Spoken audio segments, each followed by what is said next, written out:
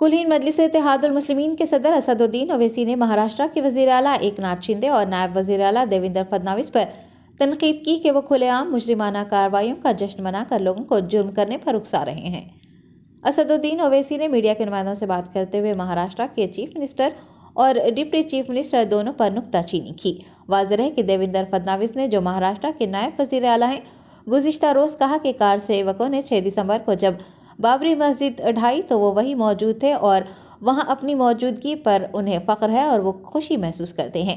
सदर मजलिस ने इस पर अपने रद्द-ए-अमल का इजहार करते हुए कहा कि वज़ीर आला और नायब वज़ीर आला का मुजरिमाना कार्रवाइयों पर जश्न मनाना लोगों को जुर्म करने की दावत देने के मुतरादिफ है और बाबरी मस्जिद से मुताल्लिक़ सुनाए गए फैसलों का नतीजा है। सुन लो ओवैसी, राम मंदिर तो झांकी अभी बहुत और कुछ बाकी है, ये बताया है सर, इस पर क्या कहेंगे? तो हम चाहेंगे कि भारत के प्रधानमंत्री नरेंद्र मोदी इनके इस बयान पर बता दें कि सच है। जब उनका कैबिनेट का मंत्री इस तरह की बकवास कर रहा है तो देश के प्रधानमंत्री की ये एक मॉरल रिस्पॉन्सिबिलिटी बनती है, कलेक्टिव रिस्पॉन्सिबिलिटी बनती है कि वो अपने इस मिनिस्टर के बयान की तस्दीक कर दें। वो क्या कह रहा है, सच कह रहा है क्या? क्या आप काशी, मथुरा, टीली वाली मस्जिद, सुनहरी मस्जिद, जितने आरएसएस के पास जो 30-35 हज़ार मसाजिद के लिस्ट है, क्या वो सब ले लेंगे क्या आप लोग? तो देश के प्रधानमंत्री की जिम्मेदारी है कि वो अपने मिनिस्टर के इस बयान के ऊपर देश को बताएं कि उनकी पॉलिसी क्या है। लेकिन सर, आपने भी 2 दिन पहले एक स्टेटमेंट दिया जहां पे आपने कहा कि एक मस्जिद तो आपने खो चुकी है, बाकी मस्जिद भी are also under attack and आप कह रहे हैं कि सभी लोगों को एक साथ इकट्ठा होकर लड़ना चाहिए। तो आपके बयान को प्रोवोकेटिव माना जा रहा है सर, और कम्युनल माना जा रहा है, और आपके ऊपर केस भी दर्ज हुआ है सर। देखिए, नहीं, केस तो दर्ज होते रहता है क्योंकि मेरा नाम असदुद्दीन ओवैसी है। जहाँ तक मेरी बात है, मेरी जो स्पीच हुई है वो सच्चाई पर मुबन्नी है। क्या बाबरी मस्जिद को 6 दिसंबर के दिन डिमोलिश नहीं किया गया था? और जब डिमोलिश किया गया था तो किसी एक को भी सज़ा नहीं हुई? और मोदी सरकार ने डिसीजन के खिलाफ अपील क्यों नहीं की? क्या ये बात सच नहीं है कि अगर 6 दिसंबर को मस्जिद नहीं शहीद की जाती तो कोर्ट का जजमेंट क्या आता? क्या ये बात सच नहीं है कि बग़ैर मुस्लिम पक्ष को बताए ताले खोले गए? जब कंप्यूटर नहीं था तो चंद मिनट की हियरिंग में जज साहब ने 26 या 25 पेज का ऑर्डर दे दिया और बाद में वही जज साहब ने अपनी किताब में लिखा कि उनको ऊपर से इशारा मिला क्योंकि उन्होंने अपने कोर्ट की दीवार पर एक काले बंदर को देखा। क्या ये बात सच नहीं है कि जब जीबी पंत उत्तर प्रदेश के मुख्यमंत्री थे, रात के अंधेरे में बाबरी मस्जिद में मूर्तियां रख दी गई, उसके बाद मस्जिद को बंद कर दिया गया? ये फैक्ट है, सुप्रीम कोर्ट का जजमेंट फैक्ट है। इसीलिए हमने, जब सुप्रीम कोर्ट का जजमेंट आया था, हमने कहा था कि सुप्रीम कोर्ट का जजमेंट बिलीफ के ऊपर आया है और हमको इस बात का उस वक्त एप्रीहेंशन था, जो अब सच साबित हो रहा है अनफॉर्चुनेटली, कि आप देख रहे हैं कि मुख्तलिफ मसाजिद के ऊपर केसेस डाले जा रहे हैं। तो ये मैं जो कह रहा हूँ फैक्ट है, वो मैं मानता हूँ सुप्रीम कोर्ट जजमेंट, जैसा जस्टिस JS वर्मा ने कहा था कि supreme court is supreme but not infallible. अब आप मेरे को बताइए, टीले वाली मस्जिद का किस्सा क्या है? 200 साल पुरानी मस्जिद है और लुटियंस जब बना रहे थे दिल्ली को तो उसको छोड़कर बनाया गया। तो पहले वहाँ पर गाँवों को हासिल किया गया और मस्जिद को कोई हाथ नहीं लगाए। आप मस्जिद के ऊपर नोटिस देते हैं। तो ऐसे कई मसाजिद हैं जहाँ पर संघ परिवार से ताल्लुक़ रखने वाले लोग या उनकी आइडियोलॉजी से अपने आप को करीब मानने वाले लोग इस तरह के कोशिशें कर रहे हैं। तो अगर मैं इन कोशिशों को देश के सामने रख रहा हूँ तो मैं समझता हूँ कि मैं तो सच्चाई का काम कर रहा हूँ, बता रहा हूँ। और हम नरेंद्र मोदी सरकार से जानना चाहते हैं कि 1991 का प्लेसेस ऑफ वर्शिप एक्ट जो है, उस पर भारत के प्रधानमंत्री और उनकी सरकार का क्या मौक़िफ़ है?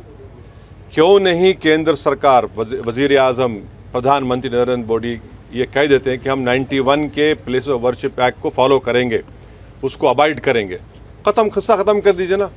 जब आप 91 के एक्ट को मानेंगे तो सब किस्से ख़त्म हो जाएंगे। मैं आज भी कह रहा हूँ कि जिस दिन देश के प्रधानमंत्री ये चाहेंगे कि कोई मस्जिद के ऊपर कोई तमाशा ना हो, सब ख़त्म हो जाएगा। और तीसरी बात यह है कि बीजेपी से ताल्लुक़ रखने वाले एक कॉन्स्टिट्यूशनल फंक्शनरी है महाराष्ट्र के deputy chief minister Devendra Fadnavis, और वो ये कह रहे हैं कि उनके लिए बड़ा खुशी का दिन था क्योंकि 6 दिसंबर को वहाँ पर थे और बाबरी मस्जिद को शहीद कर दिया गया। अरे भाई, आप डिप्टी चीफ मिनिस्टर हैं, आप संविधान के ऊपर, आइन के ऊपर ओथ लिए हैं, और आप जिस दिन डिमोलिशन हुआ था उसको आप कह रहे हैं कि बड़ा अच्छा काम हुआ।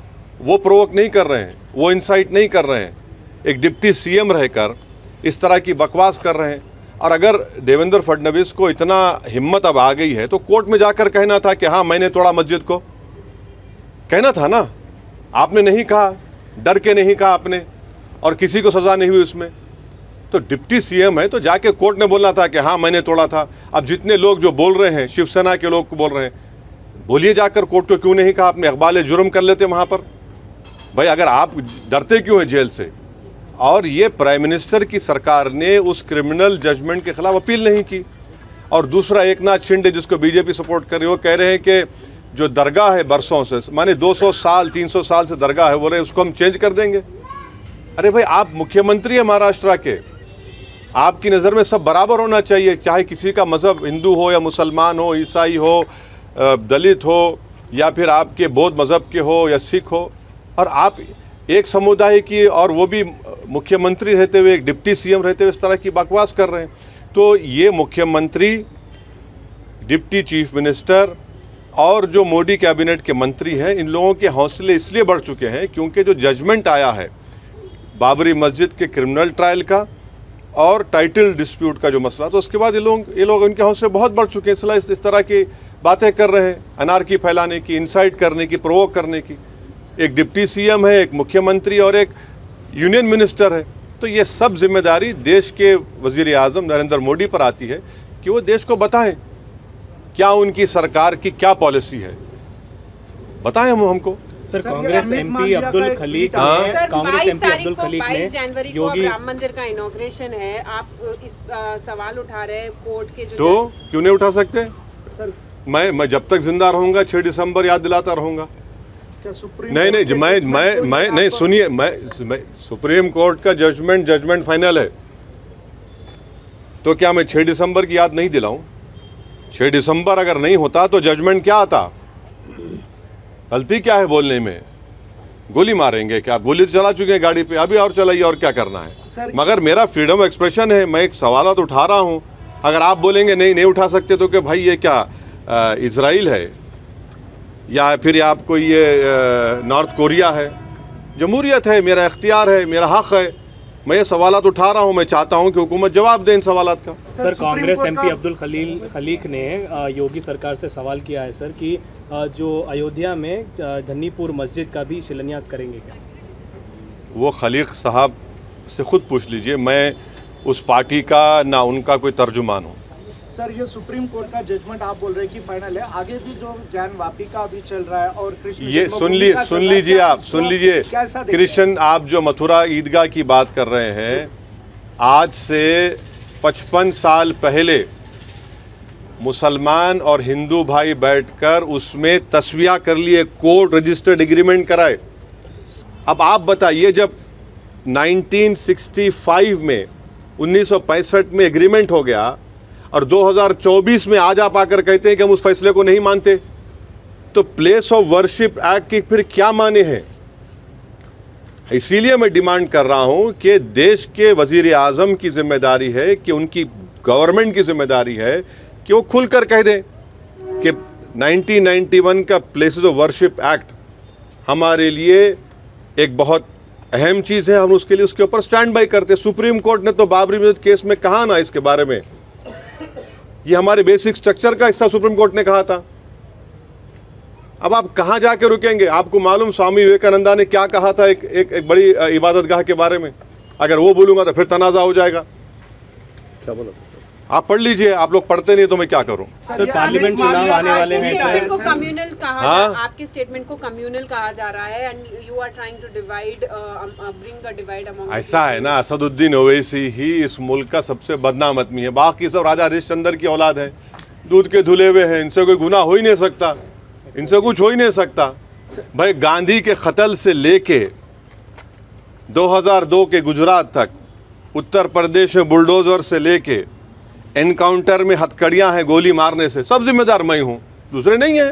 कोई बात नहीं, लगाइए इल्जाम। पार्लियामेंट तो अभी क्या होना चाहिए सर? क्योंकि 22 तारीख को क्या होने वाला है? 22 तारीख को इनॉग्रेशन होने वाला है। हाँ। तो किस प्रकार का माहौल होना? एक तरफ आप जो है अपनी बात कर रहे हैं। हाँ, तो मेरे नहीं, मेरी बात मुझे अपनी बात करने का इख्तियार है। भारत का आइन, भारत का कॉन्स्टिट्यूशन, संविधान मुझे अपनी बात रखने का इख्तियार देता है। अगर आपको मेरी बात पसंद नहीं आ रही तो कान में रुई लगा लीजिए आप, मगर मैं सच्चाई को बयान कर रहा हूँ। आप डिसएग्री करिए, मगर आप बोलेंगे नहीं, अब नहीं, तुम नहीं बोलना, हम वो कर देंगे। अरे भाई क्या करेंगे आप? Sir, what is parallelly is also happening is CAA, which is back in focus. Yes. And many reports have suggested that center is set to notify law. CAA is anti-constitution. It is a law which has been made on the basis of religion. And please understand that CAA must be read with and understood with NPR NRC, which will lay down conditions of to lay down conditions to prove your citizenship of this country. And I'm telling you, if that happens, it will be a grave injustice, especially to the Muslims, to the Dalits, and to the especially poor people of India, irrespective of which caste and religion they belong to. It is unconstitutional because it is made on religion. Secondly, it has to be understood with NPR NRC. But sir, somebody who is genuinely a resident of this country, regardless of the religion, do they have to also fear? Isn't it fear mongering that's being put by the opposition as? Why is the BJP not accepting the Supreme Court monitored NRC in Assam? Why? It was a Supreme Court monitored. Why are they disagreeing? Why is that Chief Minister saying that he will do it again? You cannot make a law on the basis of religion and especially citizenship. You want to give citizenship to the Hindus of Pakistan, Afghanistan, Nepal, other South Asian countries, feel free to do that. No one stops you. But to make a law, you have to understand Citizen Amendment Act with NPR and NRC. You have to see those conditions which have been put there. This will be a grave disaster. Sir, parliament चुनाव आने वाले हैं sir. BJP का बड़ा plan है राम मंदिर के inauguration के बाद 25 जनवरी से 25 मार्च तक मेगा कैंपेन करेंगे, लोगों को डिवोटी जो भी आ रहे हैं, ये एक बड़ा तो कर रहे हैं वो लोग। और सर, देखिए, इस बार उनका स्लोगन है इस बार 400 पार और तीसरी बार मोदी सरकार।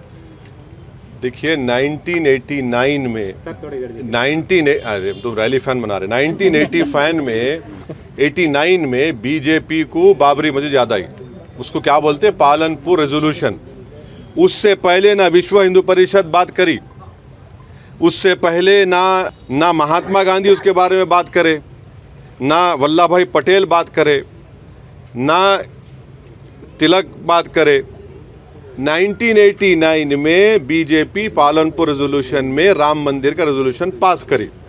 ये बात आपको समझना है, आप लोगों को देश को समझना है। उससे पहले इनको याद नहीं था। विश्व हिंदू परिषद बनी 1960s में, उसमें नहीं था ये। पालनपुर का रेजोल्यूशन 89 में बना। अब जाहिर है बीजेपी तो इसी पे पॉलिटिक्स कर रही है ना। आप नौजवान बेरोजगार है, 2 करोड़ नौकरियां देते बोले आजा। अब प्राइम मिनिस्टर बोल रहे कि हम फरवरी तक 13 लाख देंगे। महंगाई आसमान को छू रही है, मगर आप ये इशू को उठाएंगे। लोग बोल रहे हमारे को खाना नहीं है, तो आप कुछ और देना चाह रहे। ये उनका असल है एजेंडा। ये है 2000 स्क्वायर किलोमीटर पर चीन घुस के बैठा हुआ है। 65 में से 25 पेट्रोलिंग पॉइंट हम खो चुके हैं। उसमें देशभक्ति याद नहीं आती। हाँ, आप ये बात कर रहे हैं तो ये देश देख रहा है। सर, नए amended law hit and run को लेकर काफ़ी विवाद चल रहा है सर। हिट एंड रन का जो लॉ है, मैं पार्लियामेंट में खड़े होकर इसकी मुखालिफत करा था, मैं स्पीच भी डाला उसकी। क्रिमिनल जूरिस्प्रूडेंस में आप 2 साल से 10 साल कर देंगे। ये क्या है भाई? ये क्या बनाना चाह रहे इस मुल्क को आप? ठीक है, वो गलत है, क्राइम है, मगर 10 साल कैसा करेंगे आप? और उसमें आप बेल नहीं होंगी। मैं उस वक्त वार्न करा था लोकसभा में मेरी स्पीच में, मगर 306 आप लोग आज हवा में उड़ रहे हैं, ज़मीन पे पैर ही नहीं है आपके। अब जब पूरे ट्रक ड्राइवर्स निकल गए और पूरा शहर जाम हो गए, शहरा जाम हो गए, रोड पे पेट्रोल नहीं, डीजल नहीं, तो जब इनको ख्याल आया क्यों प्राइम मिनिस्टर मोदी और अमित शाह आवाम रोड पे निकले हुए डरते हैं लोग। अबे पार्लियामेंट में हम बोले आपको वार्न करे मत करो ये काम आप, मगर आप नहीं सुने। मैं फिर से कह रहा हूँ, ये जो नया तीनों फौजदारी के कानून लाए, ये रोलेट एक्ट की याद दिलाता है।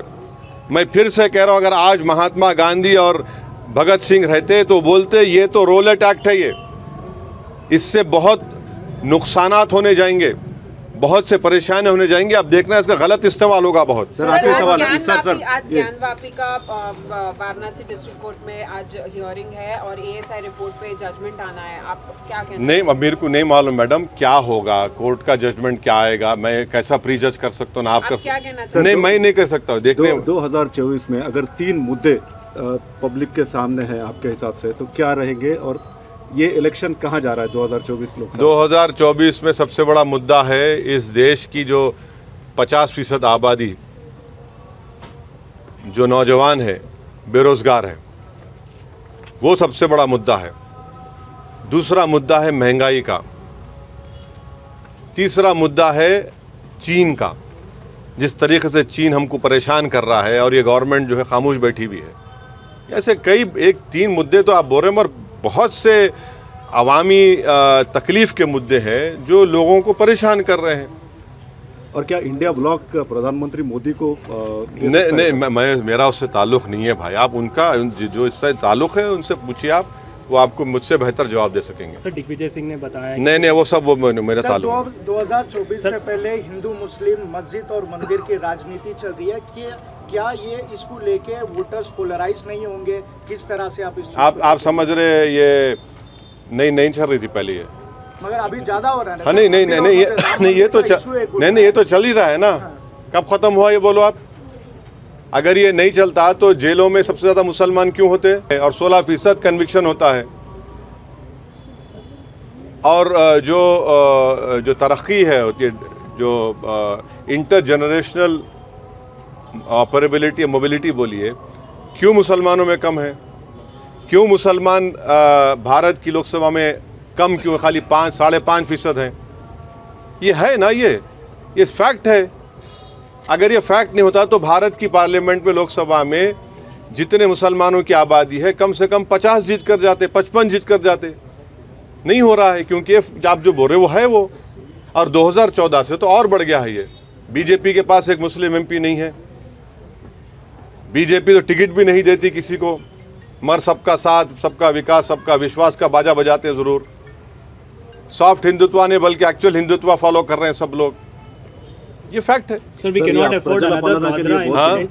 एक और गोधरा इंसिडेंट हम लोग अफोर्ड नहीं कर सकते कर्नाटका में। इसके लिए जो भी डिवोटीज जा रहे हैं उनको एम्पल सिक्योरिटी प्रोवाइड। कौन बोल रही है? कांग्रेस नेता है। हाँ, कांग्रेस उनसे पूछो भाई, मैंने बोला। सर ये उनसे पूछो। सरकार आई है प्रजल पालना, आप भी घूम रहे हैं और जगह जगह एप्लीकेशन। देखिए गवर्नमेंट की जितनी भी स्कीमें रही थी, चाहे कोई पार्टी पावर में रहो या बरसर इख्तिदार रहो, MIM पार्टी की जिम्मेदारी ये है और थी और रहेगी, और हम उसको बखूबी निभा रहे हैं कि जो गवर्नमेंट की स्कीम है वो गरीब आवाम तक मिले।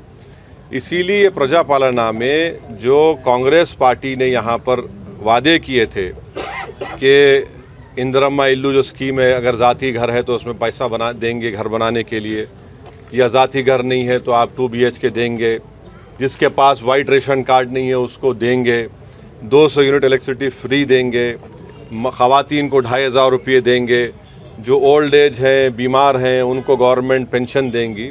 तो हमारे MIM पार्टी के बूथ लेवल प्रेसिडेंट्स जहाँ जहाँ ये सेंटर्स बनाए गए प्रजा पालना के फॉर्म देने के, वहाँ पर हम लोग पिछले 6 दिन से माशाल्लाह से 100 की तादाद में MIM के मेंबर्स, कार्यकर्ता वहाँ बैठकर हेल्प डेस्क बनाकर गाइड कर रहे हैं। और हम उम्मीद करते हैं कि 6 तारीख के बाद जब ये आखिरी दिन होगा, यहाँ की जो रूलिंग पार्टी है वो इन तमाम एप्लीकेशंस को लेकर गरीबों तक जो उनके वादे थे उसको पूरा करेगी। सर ओल्ड सिटी में डेवलपमेंट को लेकर चर्चा हो रही है। सर CM रेवंत रेड्डी ने पर्सनली यहाँ पर जो है मेट्रो रेल की भी बात की है। उस पर कैसे? अच्छा है, डेवलपमेंट होना चाहिए ओल्ड सिटी में, क्यों नहीं होना चाहिए? तो आपका भी फ्रेंडली अलायंस रहेगा क्या कांग्रेस? किससे? अरे किस से तुम लोग अलायंस करना चाहते हैं? मेरा किस्सा क्या है? अरे भाई तुम फंस गए, रजिया का हल कर दे रहे मेरा, छोड़ो अब चलो। Top selection computers, sales and services. Technology के इस दौर में हम लाए हैं आपकी खिदमत में branded Dell, HP desktop, laptop और CCTV कैमरा। 15 सालों से 3 से 5 लाख कस्टमर्स को सिंगल और bulk quantity, wholesale price with latest generation. School, colleges, corporate office को हम सप्लाई कर चुके हैं। इसके अलावा एक्सपर्ट इंजीनियर्स की निगरानी में रिपेयर चिप लेवल के सर्विसेज भी अवेलेबल है। अगर आप घर, दुकान और लोकेलिटी को क्राइम फ्री और सेफ रखना चाहते हैं तो हमसे इंस्टॉल करवाइए CCTV कैमरा, HD क्लैरिटी और वो भी बेस्ट क्वालिटी और बेस्ट प्राइस के साथ। और address Vijayanagar colony beside Ryan hotel, Hyderabad. Director Syed Rashid Ali Majid. Contact 9849715954।